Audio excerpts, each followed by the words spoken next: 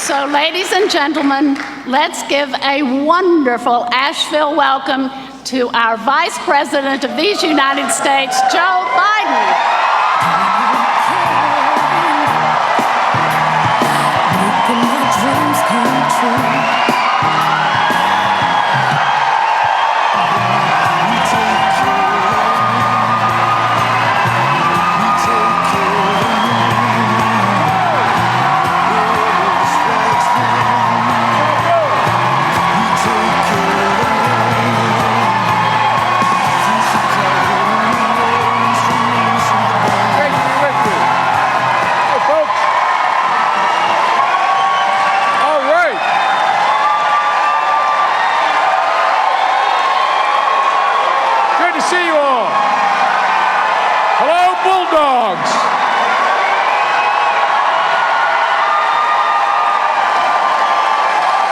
Tell you what,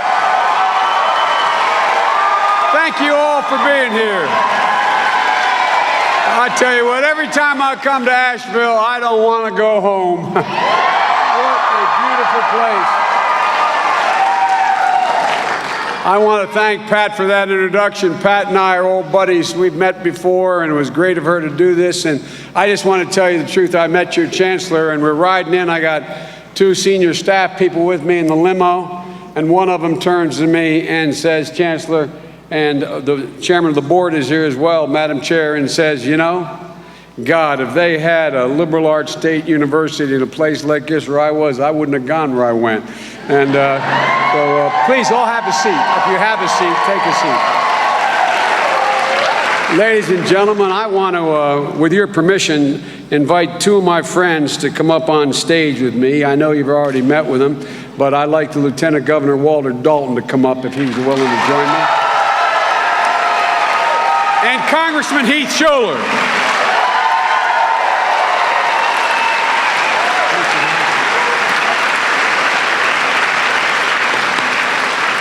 See, I wanted to grow up to be like Heath. I thought I was a good football player in high school. I was pretty good. A couple colleges, thought maybe it was worth my coming to see them and maybe play ball for them. I went to college, and I went to college. He went to college and turned things upside down, man. I tell you what, Heath, I only have one regret today, that you're not going to stay in the United States Congress. That's my one regret, and I really mean it.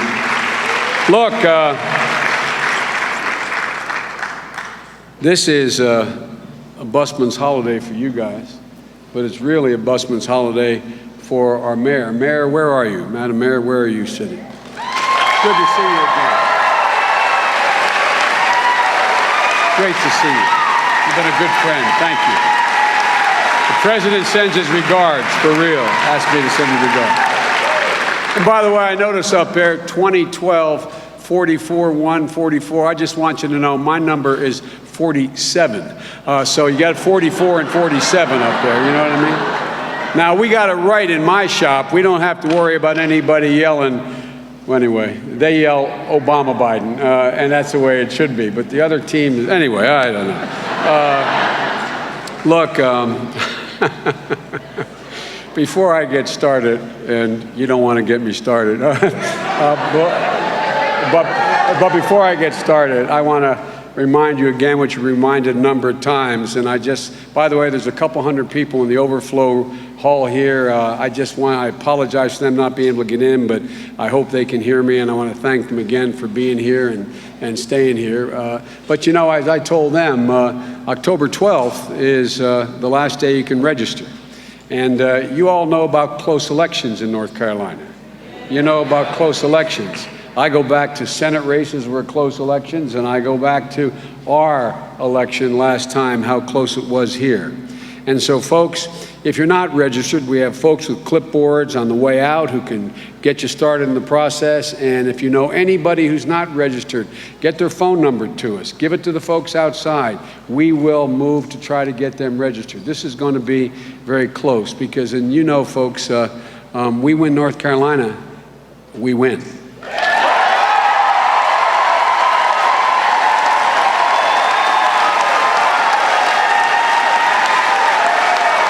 Folks, folks, let me get right to it here. Let me get right to it here. It is not an exaggeration to suggest that the country faces the starkest choice for president in my memory. Literally the starkest choice. The differences could not be more apart, more starkly different. It's almost like we have two incumbents running because the other team's position has so clearly been staked out. Whether it's on matters of physical security or matters regarding to our economic stability. What we have is and there'll be a profound impact on social policies that affect all of you, particularly women and minorities. There's no group, there's no group of Americans for whom this election matters more than all of you on the campuses all across America today. And you know what? It's extremely important that both the political parties tell you exactly where they stand and where they want to take the country. You know, when Governor Romney reached down and appointed and asked Congressman Ryan, and by the way, I'm not being solicitous here. They're both decent men.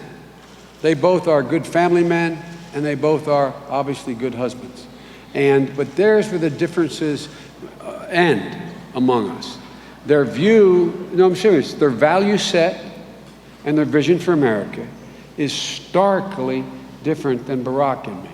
But here's the point I want to make to you.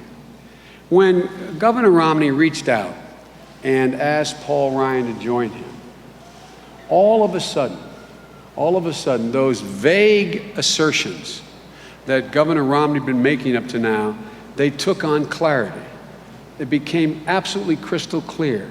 Because when he picked Paul Ryan, he said he was picking him for the fact that he was the intellectual center of the Republican Party in the House. No, for real. This is deadly earnest. Because these guys really mean, understand this. I really mean it now, not a joke. They really mean, Paul Ryan means what he's been saying and writing for the past 14 years. He means it. And so when Governor Romney picked him, all of a sudden, all the blanks got filled in on all these vague assertions that Governor Romney had been making. It's almost as if there are two incumbents running. And here's what I mean by that. The entire Ryan budget, now the Romney-Ryan budget, on everything from debt to Social Security to education, has already been voted on in the House of Representatives. Heath can tell you. They have introduced it. It's passed the Republican-dominated House of Representatives. And so you don't have to wonder what it will be like. I'm not being facetious. If Governor Romney and Paul Ryan are elected.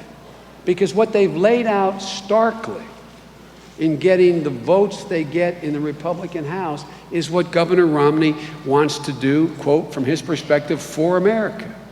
And ladies and gentlemen, the differences are immense. I was asked last year at a conference, I'm supposedly an expert on foreign policy. When you read about me, among other things, they'll occasionally say, Biden was picked because of expertise in foreign policy, et cetera. Well, I know, as you all know, an expert's anyone from out of town with a briefcase. I do not have a briefcase with me. But I spend a lot of time on national security issues and foreign policy, as both previously in my incarnation in the Senate, but also as vice president. And I was attending a conference, a closed conference with some of my counterparts, intelligence chiefs and defense ministers and security people from other nations who are partnering with us. And I spoke to this group, and I was asked at the end of it, the closing question was, Mr. Vice President, what does America have to do? What does America have to do to be able to continue to lead the world in the 21st century? And I gave them an answer that I think surprised them. But when I thought about it, they knew I was right. I said, America has to be the best educated nation in the world.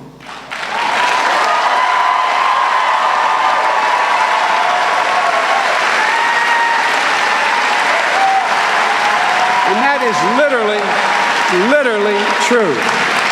My wife, who teaches full-time as a community college professor, has an expression. Yeah, she's something else, my wife. Thank you. I shouldn't tell you this, but I was campaigning in Florida on the West Coast, and I walked into a deli, and there were a lot of people outside being very nice and hollering and saying hi, and this one crowd started yelling, "Where's Jill? Where's Jill?" And I said, she's teaching. And I walked in the deli, and I walked in, and it was a very impressive lady walked up to me, and she said, "Mr. Vice President, you must have a great deal of self-confidence." And I thought, where's this going? And I just looked at it. True story. I promise you, Chancellor. It said, true story. I said, I didn't say anything. I just kept my mouth shut. And she looked at me. She said, it has to take a lot of self-confidence to be married to a woman who's so beautiful and so very smart. Like you, dummy. How can you do it? But she's got it right. She's got it right. But my wife has an expression. Jill has an expression. I mean this sincerely. She says, any nation that out-educates us will out-compete us. Any nation that out-educates us will out-compete us. So I'd like to take a minute and talk to you a little bit about the fundamentally different points of view we have on education. The Romney-Ryan ticket and the Obama-Biden ticket. Ladies and gentlemen, the fact is that it's in our national interest. It's in the national interest of the United States of America that we move from 14th in the world in the percent of people we graduate from college back to #1 again. It's in our national interest.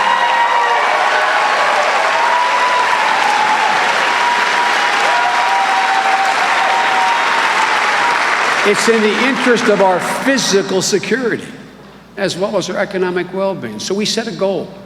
We set a goal that we'd have the highest percentage of college graduates by 2020.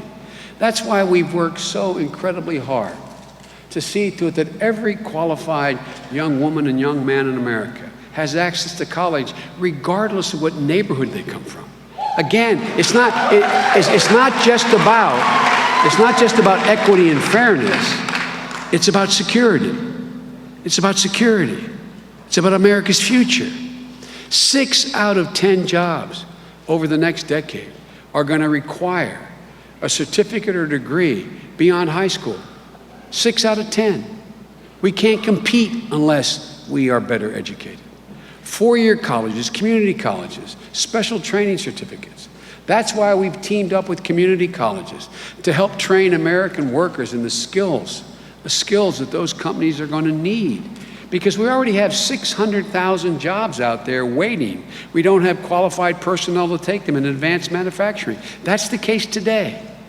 We also provided a $2,500 a year tax credit per child and per family in order to allow middle-class families like the ones I grew up in to be able to have a shot to get their kids to college. We stopped paying $60 billion to banks. The banks were not doing anything wrong, but we were paying them $60 billion over 10 years to process student loans. We said, we're going to stop that. Every Republican voted against it. We stopped it, though, and guess what? We took that $60 billion and we increased the number of students in college on Pell Grants from 6 million to 9 million. No new taxes.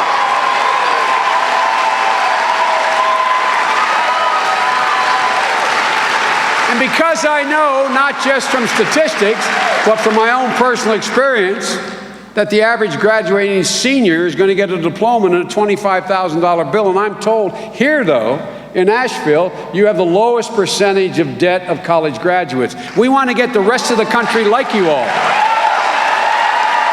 But because of the incredible debt people are graduating with, the president had an idea to say, if in fact you graduate with a debt, you don't have to pay back, you have to pay back your loan. But you don't have to pay back any more than 10% of your disposable income per year in order to pay back that loan. Look, folks,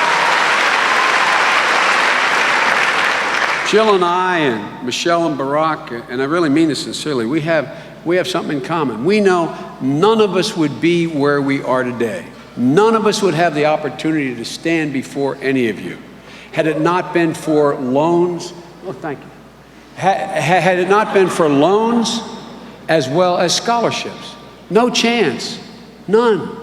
None. And by the way, we don't think that generates a culture of dependency. We don't think that generates a culture of dependency.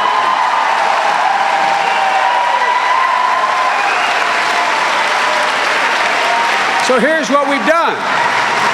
We've invested in early education to eliminate the achievement gap. We've insisted on higher standards for students, teachers, administrators, elementary and secondary schools. My mom used to have an expression. She'd say, honey, children tend to become that what you expect of them. We expect a lot of our children and our teachers and our administrators.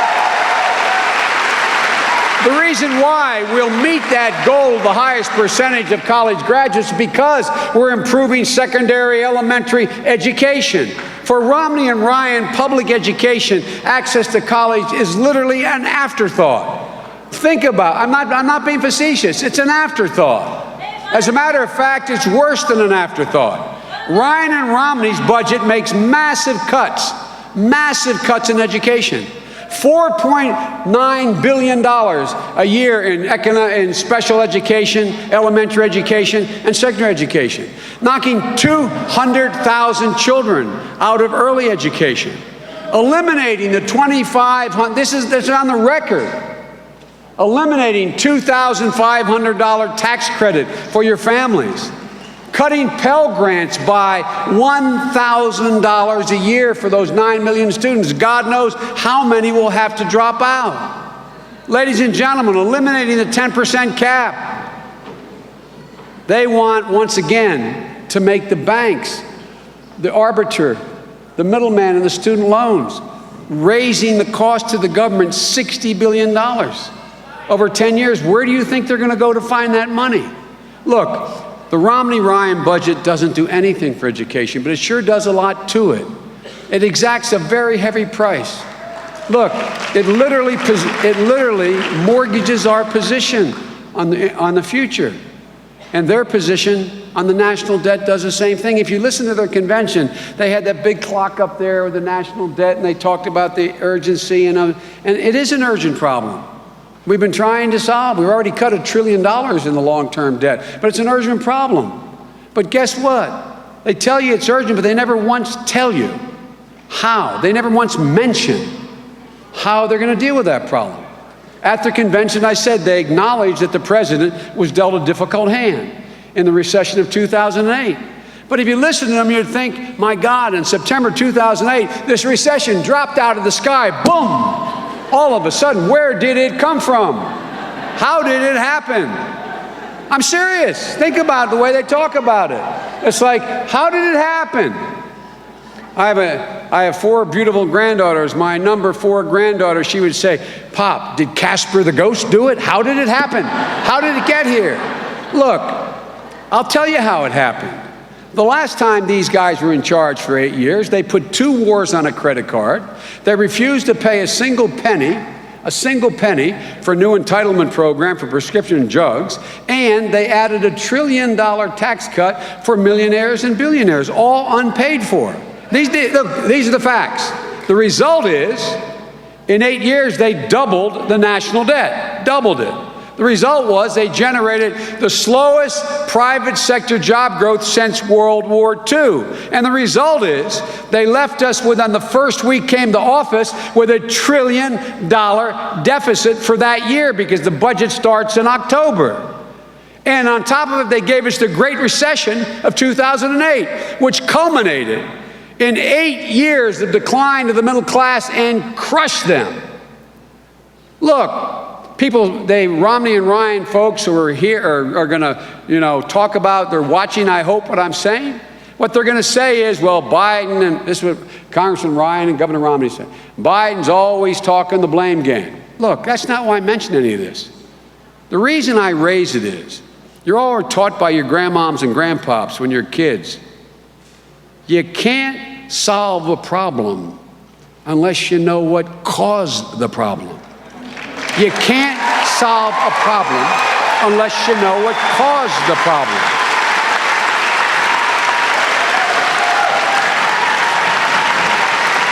And I was a, quote, high-ranking senator for an awful lot of years.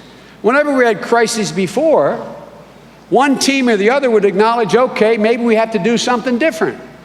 But these guys have come back, and they refuse to acknowledge what caused this god-awful economic crisis in the first place. You all lost $16 trillion, and your parents, in the equity in your homes, evaporated. Gone. You watch your retirement accounts, if you have retirement accounts. You watch them get eaten alive. So it shouldn't be a surprise. Shouldn't be a surprise that they're unwilling to do anything reasonable about getting the debt under control if they won't even reasonably acknowledge that their policies of these hemorrhaging tax cuts and eliminating regulations on Wall Street and the banks got us where we were in the first place. Ladies and gentlemen, on the debt, they talk to you about the debt, but they've rejected every serious bipartisan solution put forward, as well as the $4 trillion proposal we put forward. Because every plan that they put forward, the very bipartisan commission on which Ryan sat, headed by an incredibly sophisticated North Carolinian Erskine Bowles, the Simpson-Bowles Committee,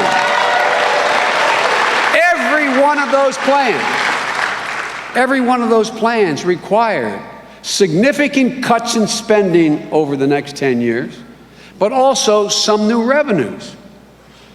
Congressman Ryan voted against the very commission on which he sat, denying the Congress the ability to vote on it, up or down. And now they talk about the need for doing something about the debt. Governor Romney, when asked, and asked again recently, but in a debate, Governor, would you support a debt reduction plan if it cut $10 in spending for every $1 it raised in revenue? He said, remember, no. Look, folks, these guys act like compromise is a dirty word, is a bad idea. Ladies and gentlemen, they voted against every proposal to reduce the national debt if it included, I'm not exaggerating now, one thin dime in additional taxes on people making over $1 million. Literally. So much for their concern about the national debt. The amazing thing is, if you listen to their convention, what startled me the most is they discovered the middle class. It was like, whoa, there it is. The middle class. They talked about how they valued the middle class. They value the things middle-class folks value. I can tell you, as a middle-class guy, what my neighborhood you value. You value the ability to own your home, not just rent it, to be able to send your kid to a good school, not a lousy school, to be able to get your kid to college if they qualify, be able to help your parents if they're in trouble, and hope that you can put enough away so you don't have to ask help from your children.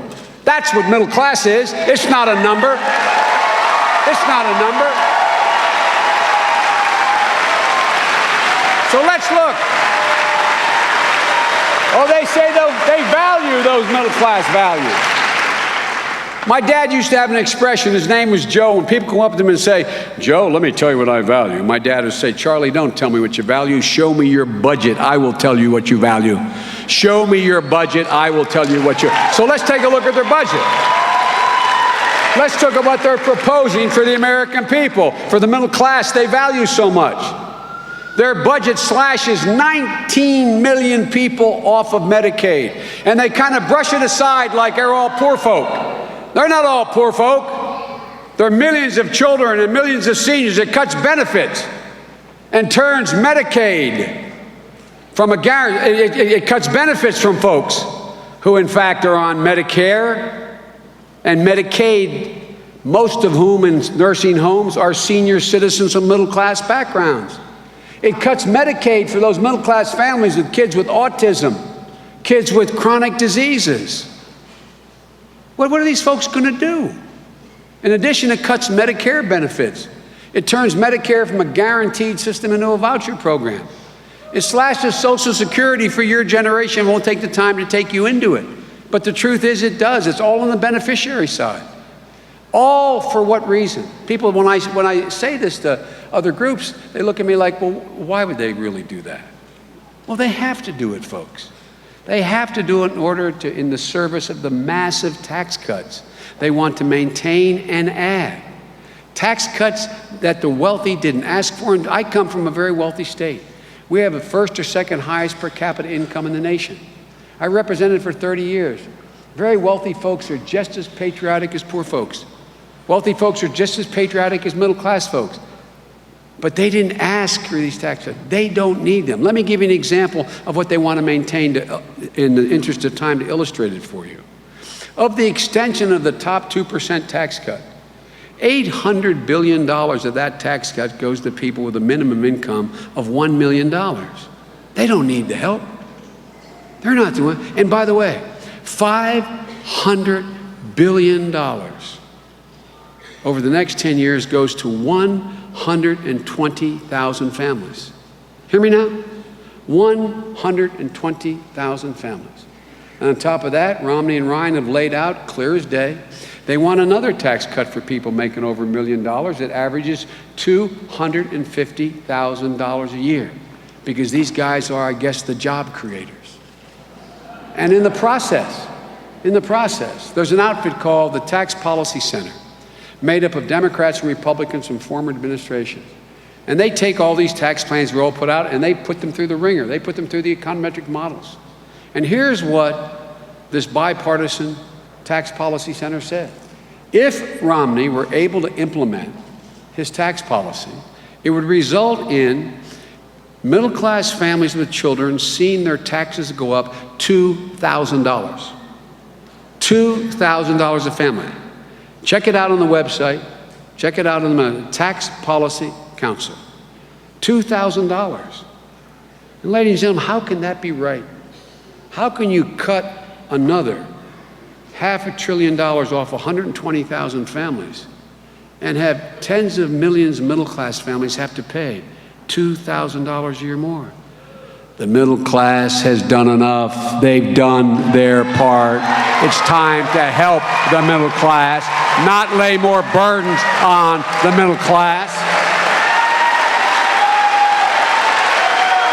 Look, folks, we have seen this movie before.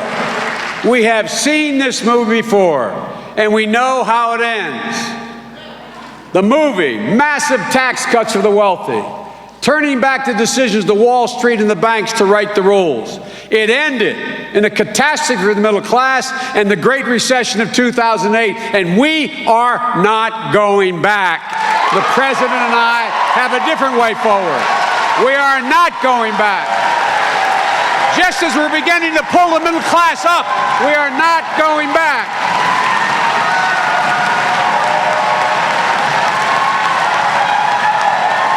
That's a promise. And let me tell you how we're going to keep the middle class growing as it's finally begun to again. We're going to start with doubling our exports. People say, all the college students get this. Doubling exports is jobs. We've already seen exports since we've been in rise 36%, creating 1.2 million new jobs, sending products made in America overseas, not here. We're going to create 1 million new manufacturing jobs in the next 4 years. How? Legitimate question. By ending tax deductions for outsourcing and giving tax deductions for insourcing American manufacturing. By creating new manufacturing innovation institutes, bringing together manufacturers and research universities to ensure that the next generation of products are not only invented here, but built here in America. We are rejecting what the Washington Post called the Bain idea of being pioneers in outsourcing. We have outsourced enough. It's time to insource. We're going to cut imports of oil by half by 2020. How? by producing more American-made energy, generating thousands of good-paying jobs, oil, clean coal, significantly increasing natural gas, new renewable energies like wind, biofuels, solar, all of the above. And folks, also by conservation.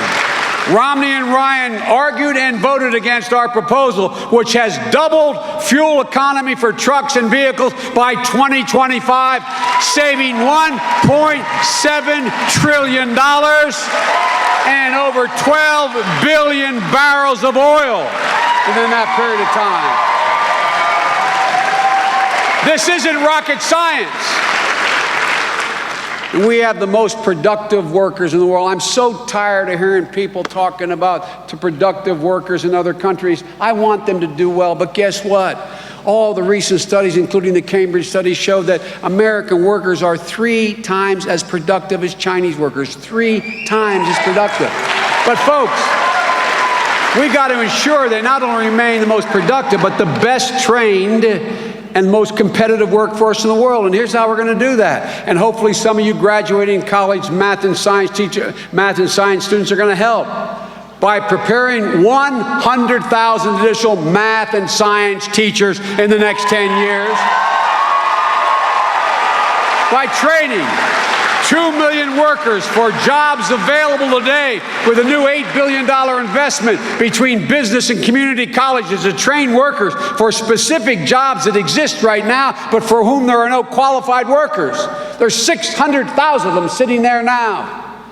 We're going to expand Pell Grants, and we're going to cut the growth of tuition nationwide in half over that period. And finally, we are going to. That's why elections are important. They're referenda on how to proceed. We are going to end this gridlock and cut the long-term debt by $4 trillion over this next decade. We've already cut $1 trillion in spending, and we're going to continue to insist that the wealthy pay a little more to help us with the problem. And folks, we are going to end the war in Afghanistan as we did in Iraq. End the war in Afghanistan as we did in Iraq. And in the process, save $840 billion over the next 10 years. Take half of it and pay down the debt, and the other half come home and invest in America. Building roads, bridges, schools, and creating in the process tens of thousands of good, decent paying jobs. Folks, a lot of you have been through an awful lot these past few years, particularly your parents. As I said, the middle class has been decimated. We lost 9 million jobs because of that Great Recession. By the time our program got passed, we hit the trough about 9 months out. Since then, we have created with the help of Heath and others, 5.1 million new private sector jobs, 5.1 new jobs. The middle class was buried by the policies of Romney and that Ryan supported. As Bill Clinton said, all they're suggesting now when he's asked about this, and he's the best, he made the comment, he said, what they're proposing is Bush economic policies on steroids. That's what this is. But folks, the middle class is coming back. It's coming back like Americans always do. Your parents and all of you fought back. You didn't lose faith. You didn't give up. You got up. Folks, there is no quit in America. There never has been. There is no quit in America, none. And one of the starkest differences in philosophy between Ryan and myself and Romney and Obama is on that point. Governor Romney and Congressman Ryan don't see it that way. They said nearly half of the American people are unwilling to take personal responsibility, the famous 47% comment. But here, by the way, I can get that. I could almost get it if they were talking about tax. By the way, 82% of those people pay federal taxes, but I won't go into that now, okay? And the rest pay taxes. People making 20 grand a year, and the New York Times survey they put out there shows that if you add in all the taxes they pay, from property taxes to sales taxes to state, they pay 17% of their income, 20,000 bucks, 17%. Romney pays 14% in federal taxes. Ladies and gentlemen, I realize I'm comparing apples and oranges.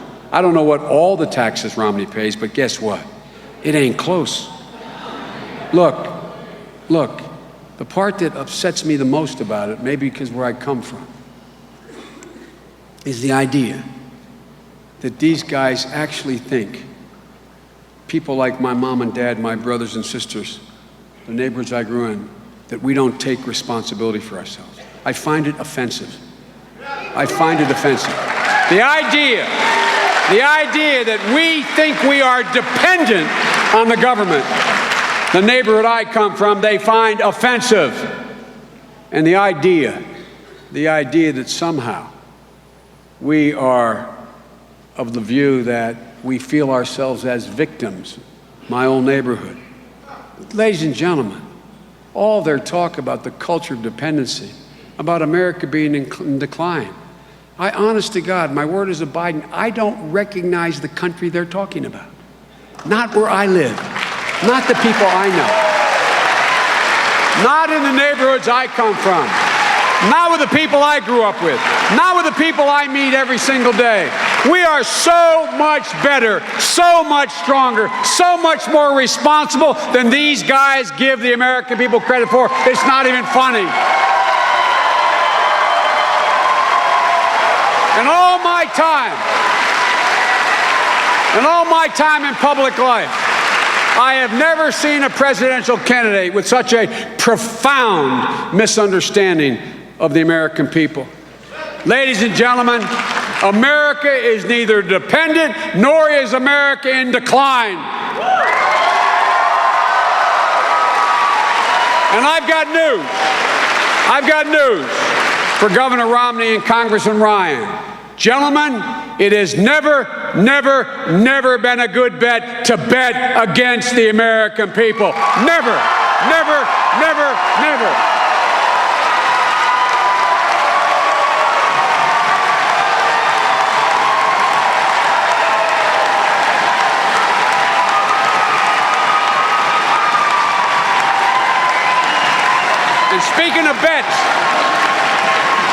And speaking of bet, let me tell you where I place my money if I had it.